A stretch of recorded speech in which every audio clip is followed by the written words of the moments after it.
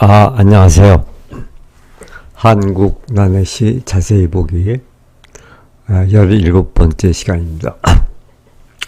이 시간에는 진은영 시인의 훔쳐가는 노래라는 시를 함께 보려고 합니다.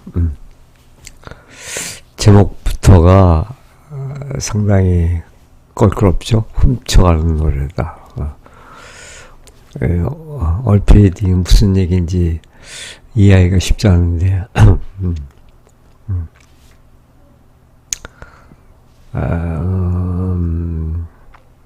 뭘 훔쳐간다는 건지 근데 노래에다 훔쳐간다는 말을 붙이니까 참 같은 불협화음 같은 느낌이 들죠. 자, 시를 먼저 보겠습니다. 조금 긴데 우선 한번 읽어보죠. 훔쳐가는 노래 진은영. 지금 주머니에 있는 걸 다 줘. 그러면 사랑해주지. 가난한 아가씨야. 심장의 모래 속으로 푹푹 빠지는 너의 발을 꺼내주지. 맙소사 이토록 작은 두 발. 고요한 물에 투명한 구두 위에 가만히 올려주지. 내 주머니에 있는 걸 그 자줏빛 녹색 주머니를 다 줘. 널 사랑해주지. 그러면 우리는 봄의 능란한 손가락에 흰 몸을 떨고 있는 한 그루 자두나무 같아. 우리는 둘이서 밤새 만든 좁은 장소를 치우고 사랑의 기계를 지치도록 돌리고 급료를 전부 두 손의 슬픔으로 받는 여자 가정부처럼 지금 주머니에 있는 걸 다 줘. 그러면 사랑해주지. 나의 가난한 처녀야. 절망이 쓰레기를 쓸고 가는 강물처럼 너와 나 쓰러진 몇몇을 데려갈 테지. 도박판의 푼돈처럼 사라질 테지. 내 주머니에 있는 걸 다 줘.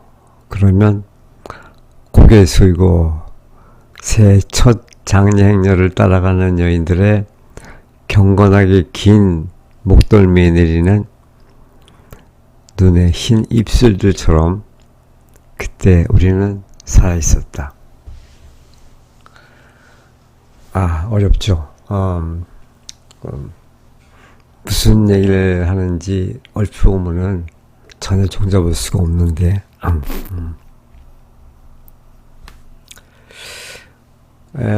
우선 이 시를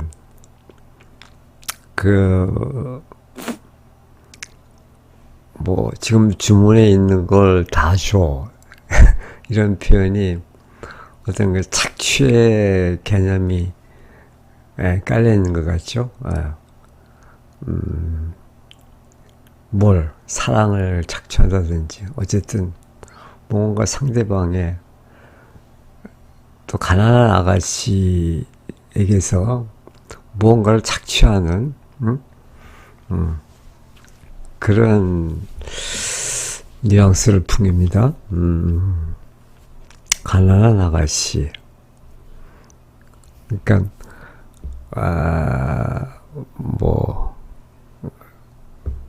사회적으로 멸시받는 그 가난한 그런 아가씨를 생각하게 하는데 그래서 이 시를 어떤 이 화자가 어떤 가난한 아가씨의 사랑을 착취하는 그런 내용으로다가 전반적으로 이렇게 읽어가면은 조금씩 맥락이 좀 잡힐 것도 같아요.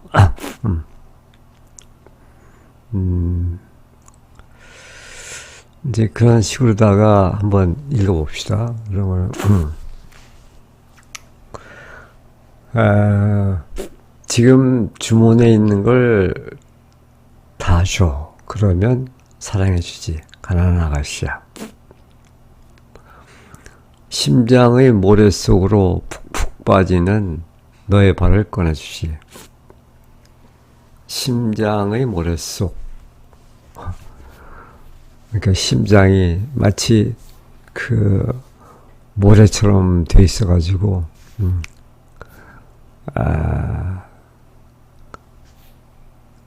거기에 이제 발이 푹푹 빠지는 그런 모습인데, 그러니까 이 가난한 아가씨는 모래 심장을 갖고 있고,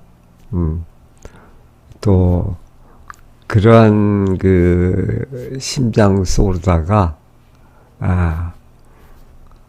발이 푹푹 빠지면서 헤어나질 못하는 그런 상황인 것 같죠.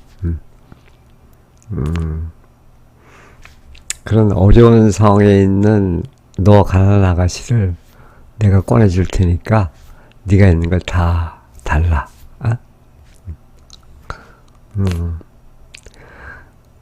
맙소사 이토록 작은 두 발.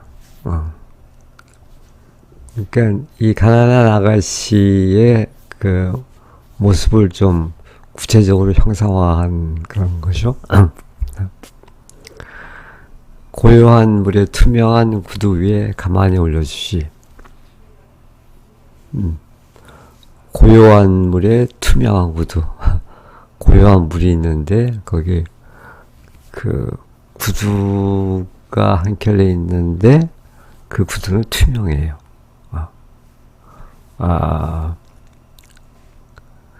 거기다가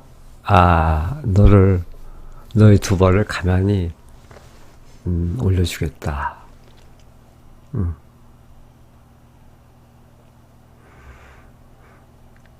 그러니까 물 위에 떠 있는 구두니까 굉장히 불안하겠죠. 견고한 땅에 이렇게 구두가 있는 것도 아니고, 그러니까 일단 너를 구해줘도 그것은 이렇게 확실하게 구해주는 것이 아니고 아주 임시적으로 불완전하게 잠정적으로 이렇게 구해주는 그런 모습일 것 같죠.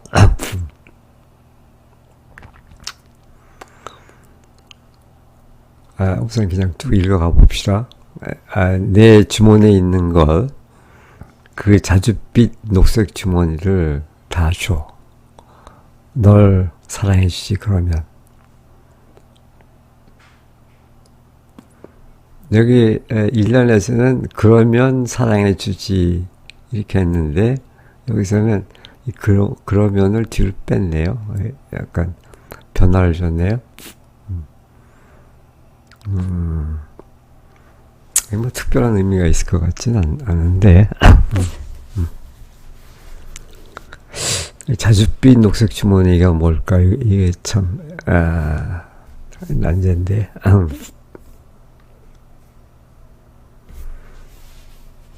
그러니까 자줏빛, 핏빛, 녹색, 어떤 생명과 어떤 상처 이런 거를 연상시키는데 그러니까 네가 갖고 있는 상처 또 네가 갖고 있는 그 생명력 그걸 다 달래요. 그러면 사랑해 주겠다는 것이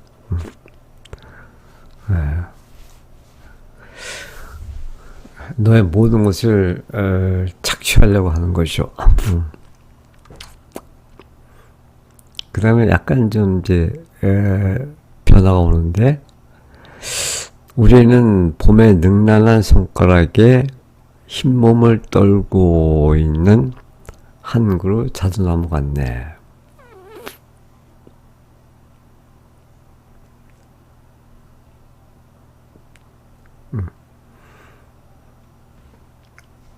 근데 이제 여기서는 지금까지는 너와 내가 이렇게 아주 분리돼서 나는 너를 착취하는 자고 너는 착취를 당하는 자 이렇게 분리가 되어 있었는데 여기 우리라고 그랬어요. 우리는 그 둘이 지금 하나가 되는 모습이네요. 그래서 어떤 그 공동체의 의미를 갖게 되는데 우리는 봄의 능란한 손가락에 흰 몸을 떨고 있는 한 그루 자두나무 같네. 그러니까 봄의 능란한 손가락.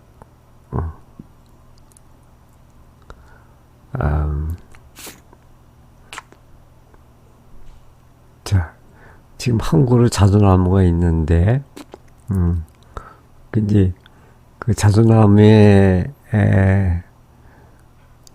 피어 있는 그 꽃을 흰몸이라고 한 것 같죠. 흰몸을 떨고 있는 한 그루 자두나무. 자두나무는 아마 여기 자줏빛하고 어떤 연관이 있을 것 같은데, 한 그루 자두나무 같네. 봄의 능란한 손가락. 이게 어떤 이 자연의 섭리 같은 거죠. 그러니까 어떻게 보면 봄이 돼갖고 어떤 생동하는 그런 나무의 모습을 보여주는 것도 같고, 봄의 능란한 손가락에 흰 몸을 떨고 있는, 그러니까 손가락에 흰 몸을 떤다. 이거 어떤 사랑의 행위같이도 느껴지는데,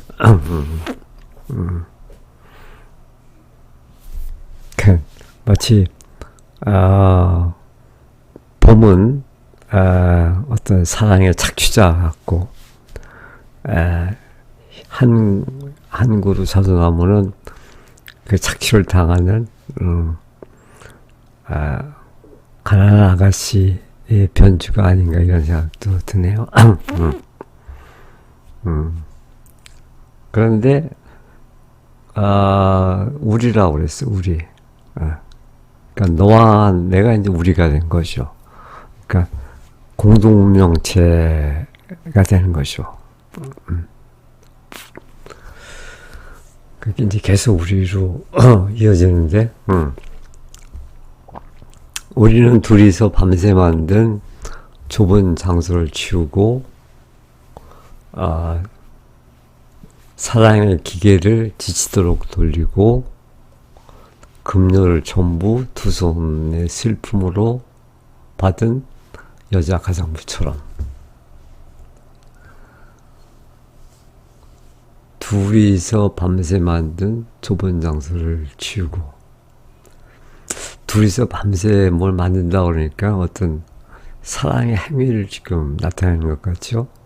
아주 가난하니까는 그런 좁은 장소에서 둘이 사랑을 나누는 것 같아요.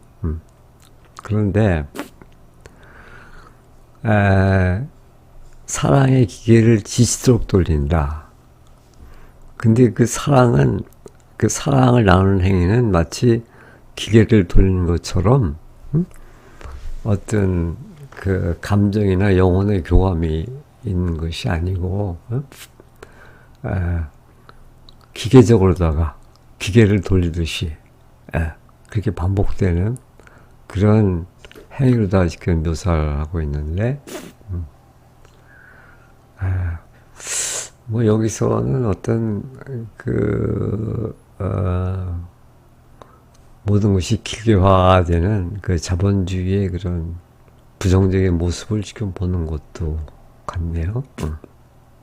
그리고 급료를 전부 두 손의 슬픔으로 받은 여자 가장부처럼.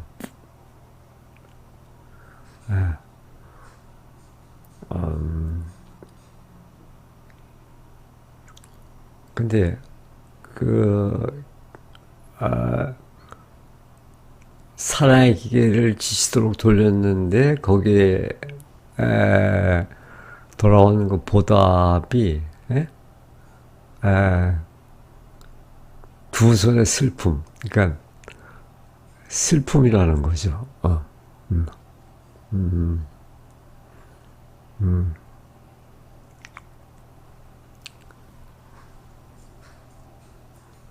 그 사랑의 보답이 슬픔이다 이 말이에요. 슬픔. 슬픔을 받는 그런 여자 가정부. 여자 가정부는 아마 가난한 아가씨의 변주라고 볼 수 있겠죠. 그래서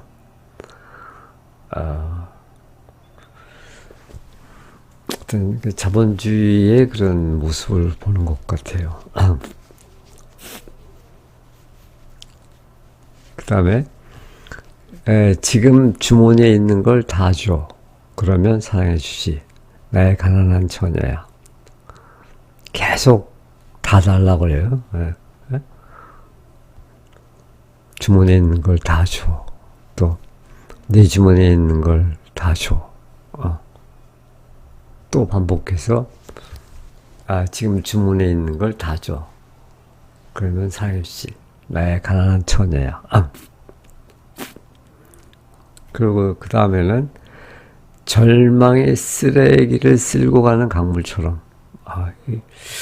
굉장히 강렬한데 절망의 쓰레기를 쓸고 가는 강물처럼.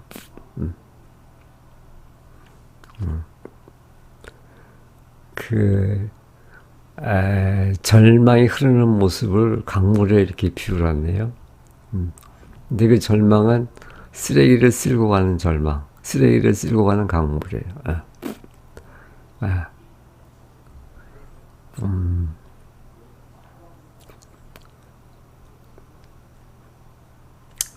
그러니까 사랑의 대가가 슬픔이 되고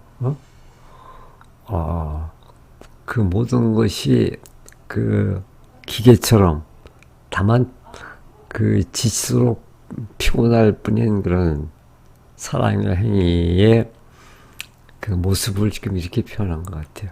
절망의 쓰레기를 쓸고 가는 강물처럼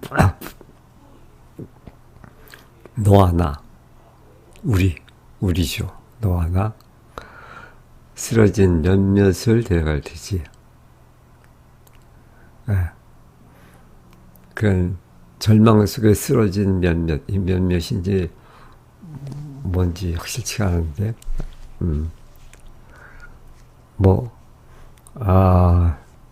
사랑에 남겨놓은 어떤 그런 몇몇 감정의 쓰레기일 수도 있겠고, 어쨌든 쓰러진 몇몇을, 그러니까 너와 나에게 남은 것은 아무것도 없고 쓰러진 몇몇 쓰레기들만 남은 거죠. 도박판의 푼돈처럼 사라질 테지. 도박판의 푼돈이라는 것은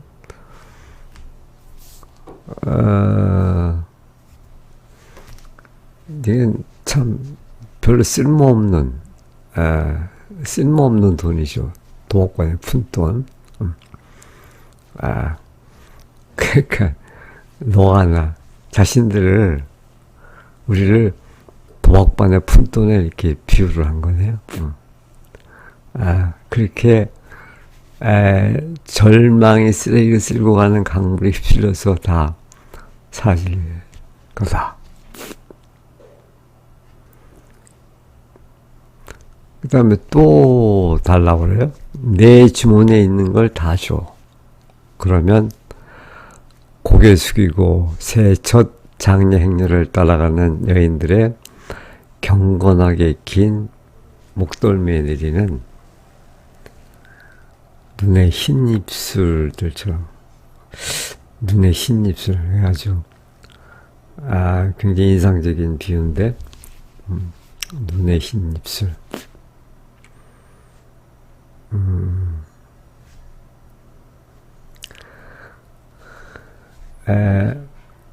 여인들의 경건하게 긴 목덜미에 내리는 눈에 흰 입술.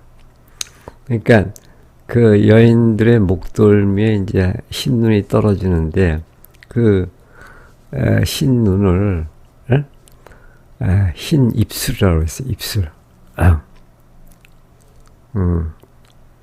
이때 흰 입술은 이제 눈이니까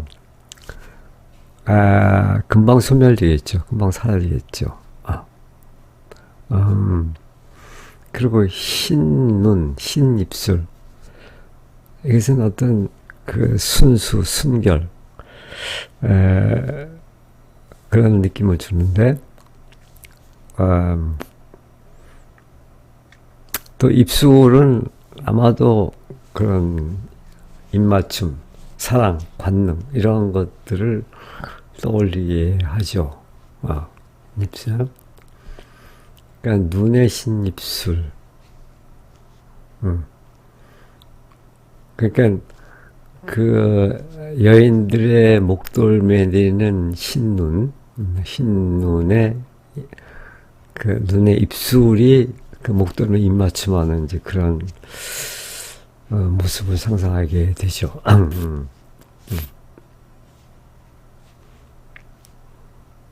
처럼 그때 우리는 살아 있었다.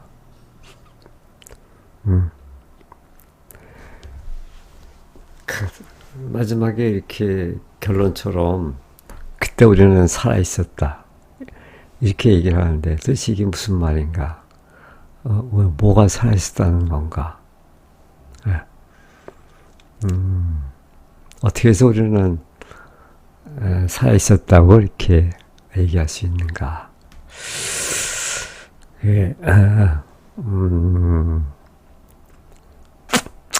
그 비밀을 좀 풀었으면 좋겠는데, 그래서 여기다가, 그때 우리는 살아있을 때, 여기다가 좀 초점을 맞춰보려고 그래요.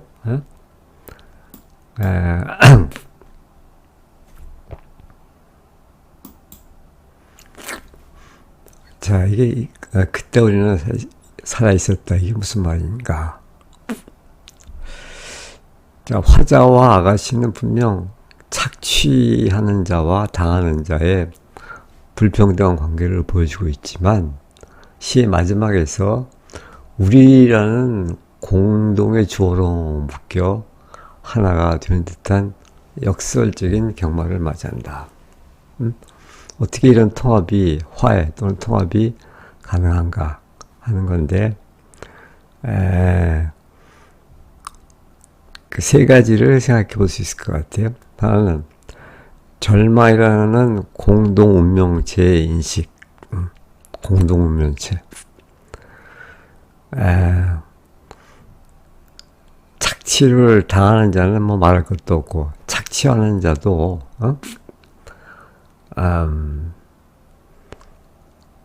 결국 절망하긴 마찬가지라는 얘기죠. 왜 그러냐면은 절망의 쓰레기를 쓸고 가는 강물처럼 너와 나,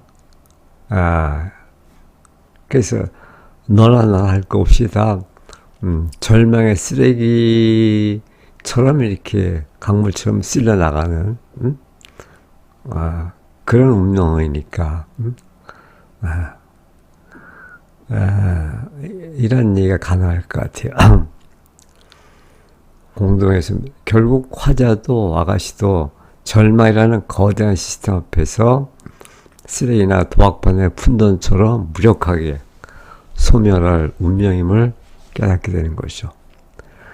착취하는 자와 당하는 자 모두 더 큰 운명적 비극 앞에서는 함께 사라질 약자라는 인식이 우리를 공동운명체로 이렇게 묶어준다.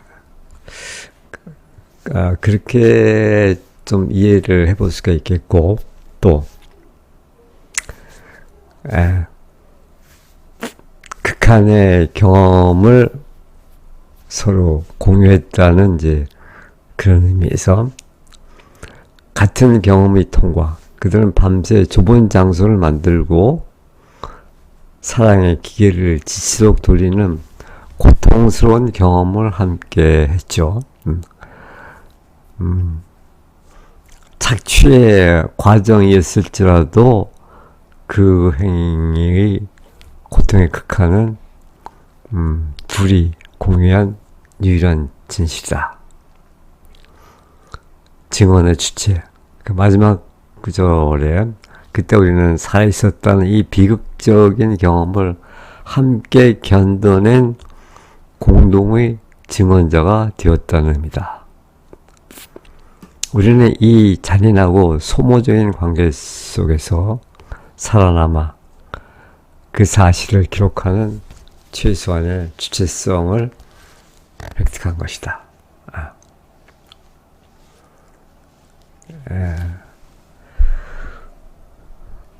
그 다음에 소유를 넘어서는 실존적 연대, 상실의 평등. 아가씨가 모든 것을 잃은 것처럼 화자 역시 착취를 통해 얻은 가치, 소유라든지 권력 이런 것이 다 푼돈처럼 사라지고 절망에 휩쓸린다면 결국 남은 것은 모두가 텅 빈 상태가 됩니다.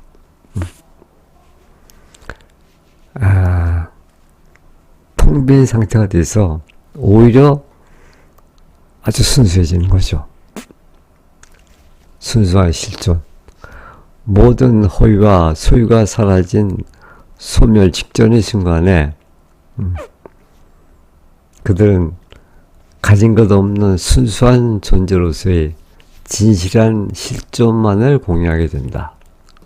이처럼 가장 낮은 곳에서의 진실된 존재감이 둘을 우리로 통합하며 그 짧고 비극적인 순간에 진정한 생존을 역설적으로 선언하게 만든다. 이렇게 볼 때 우리는 어떻게 우리가 공동체가 될 수 있었는가, 또 그리고 어떻게 그때 우리는 살아 있었다고 이렇게 말할 수 있는가 하는 것을 조금 공감할 수 있을 것 같아요.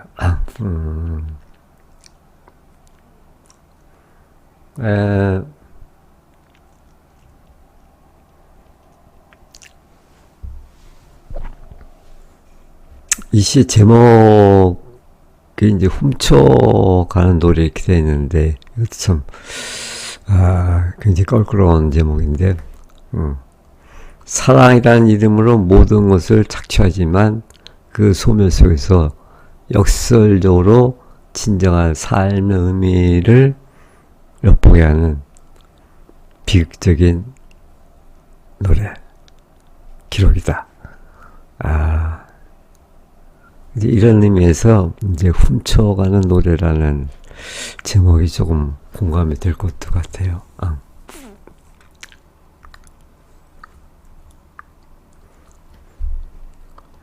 이 시 전체의 이제 계열을 좀 요약한다면, 이 시는 사랑을 잔인한 거래의 과정을 그린 작품이다. 화자는 가난하고 연약한 아가씨에게 주머니에 있는 모든 것을 내어놓으라고 요구하며 사랑을 약속하지만 이는 사실 모든 것을 빼앗는 착취다. 두 사람의 관계는 사랑의 기계를 지치도록 돌리고 그 대가로 두 손의 슬픔만을 받는 여자 가정부와도 같은 불평등하고 소멸적인 노동으로 묘사가 되죠. 결국 이 모든 삶과 노력은 절망의 강물에 휩쓸려 도박판의 푼돈처럼 사라질 운명임을 확인한다. 그러나 시는 이 모든 것을 잃고 소멸 직전에 다다른 비극적인 순간, 여기서 이제 장례행렬과 눈 이런 게 나오죠. 그러니까 역설적으로 그때 우리는 살아 있었다고 고백합니다. 그래서 여기 핵심 메시지를 한번 추려본다면은, 소유를 포기하고 그 안의 고통과 상실에 도달했을 때 비로소 허위 없는 순수한 실존의 진실을 발견하게 됨을 역설적으로 노래하고 있다. 뭐 이렇게 이해를 할 수 있을 것 같아요. 자, 그러면 지금까지 한번 본 것을 염두에 두면서 다시 한번 이 시를 읽어보겠습니다. 아까보다는 조금 더 공감이 됐으면 좋겠는데 훔쳐가는 노래 진은영. 지금 주머니에 있는 걸 다 줘. 그러면 사랑해주지. 가난한 아가씨야. 심장의 모래 속으로 푹푹 빠지는 너의 발을 꺼내주지. 맙소사. 이토록 작은 두 발. 고요한 물에 투명한 구두 위에 가만히 올려주지. 내 주머니에 있는 걸 그 자줏빛 녹색 주머니를 다 줘. 널 사랑해주지. 그러면 우리는 봄의 능란한 손가락에 흰몸을 떨고 있는 한 그루 자두나무 같네. 우리는 둘이서 밤새 만든 좁은 장소를 치우고 사랑의 기계를 지치도록 돌리고 급료를 전부 두 손의 슬픔으로 받은 여자 가정부처럼 지금 주머니에 있는 걸 다 줘. 그러면 사랑해주지. 나의 가난한 처녀야. 절망의 쓰레기를 쓸고 가는 강물처럼 너와 나 쓰러진 몇몇을 데려갈 테지. 붕악반의 분돈처럼 사라질 테지. 내 주머니에 있는 걸 다 줘. 그러면 고개 숙이고 새 첫 장례 행렬을 따라가는 여인들의 경건하게 긴 목덜미에 내리는 눈의 흰 입술들처럼 그때 우리는 살아있었다. 그러니까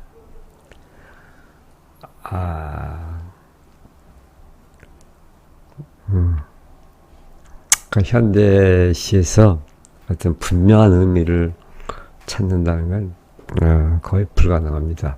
또 그리고 시는 결코 분명한 의미를 주지 않습니다. 왜? 분명한 의미를 갖는다는 것은 곧 버려진다는 거거든요. 우리가 신문을 보면 의미가 분명하죠. 그러나 그것을 반복해서 읽을 이유는 없죠. 그래서 이런 애매모호하고 또 어떤 비밀 같은 것이 숨겨져 있어야 그게 매력적이고 오랫동안 읽히죠. 반복해서 읽히죠.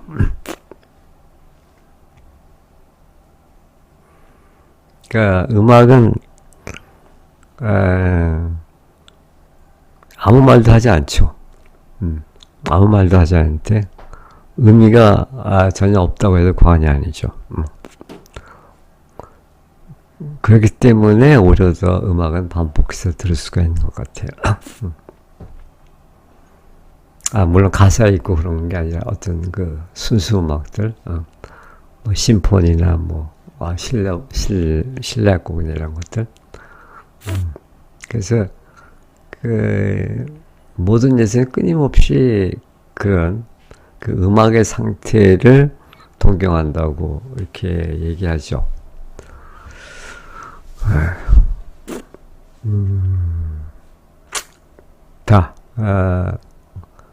오늘은 이렇게 해서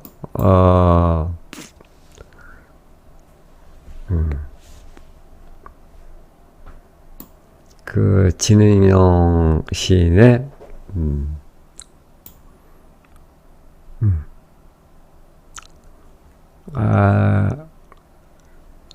시인데 조금 더 분명한 의미를 좀 찾고 싶다면은 여기 상세해설 해갖고서 이것은 이제 그 AI가 뽑아놓은 그런 건데 이걸 한 줄 한 줄 이렇게 해놓은 게 있습니다. 그래서 이거를 참조해도 좋을 것 같습니다. 자, 이렇게 해서 오늘은 진은영 시인의 훔쳐가는 노래라는 시를 함께 보았습니다. 예, 고맙습니다.